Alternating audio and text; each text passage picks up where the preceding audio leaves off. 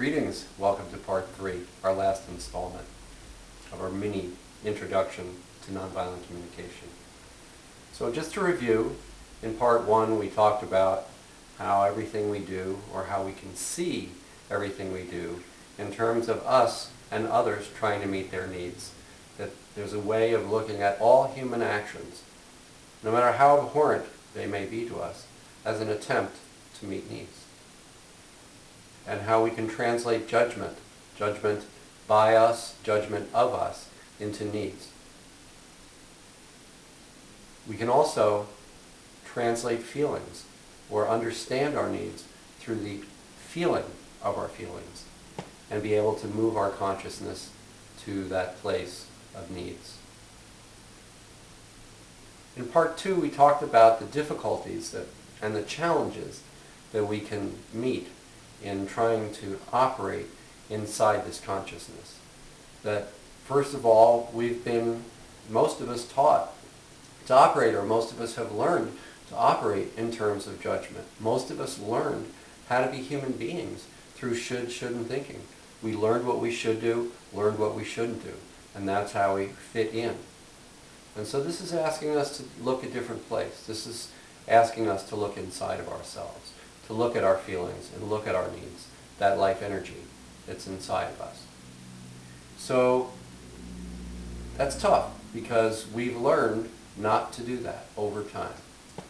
For many of us, feeling feelings was nothing but a source of pain. And in the light of nonviolent communication, what we can do now is look at feelings as guides, as ways to find out about our life energy, about how well our needs are being met, or how well, or how not so well our needs are being met. And so,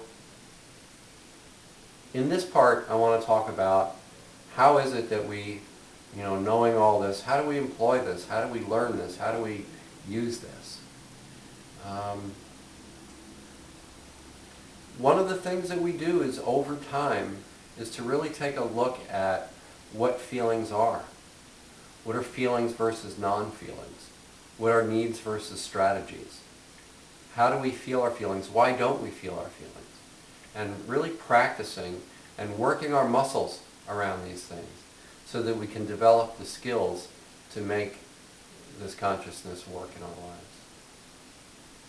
So it involves a lot of practice. We're doing something that many of us have never done before. So we're starting over, in a way, through this work. This is where getting with other people who are studying the same thing is really important, to get the support that's available through community, and to find people who understand what this is versus what this is not. So I'm going to suggest you go to, if you're interested, to go to NYCNVC.org or to CNVC.org to find out more. But even before then, I would suggest that you try it. And a great place to try it would be an online exercise called theexercise.org. So you can go to theexercise, that's one big word, theexercise.org, and try it yourself and see if it works for you. It's a little exercise that you can do yourself online and see if you can feel and experience how nonviolent communication works for you. Thanks for your time. I hope you've enjoyed this. I hope I meet you in person one day.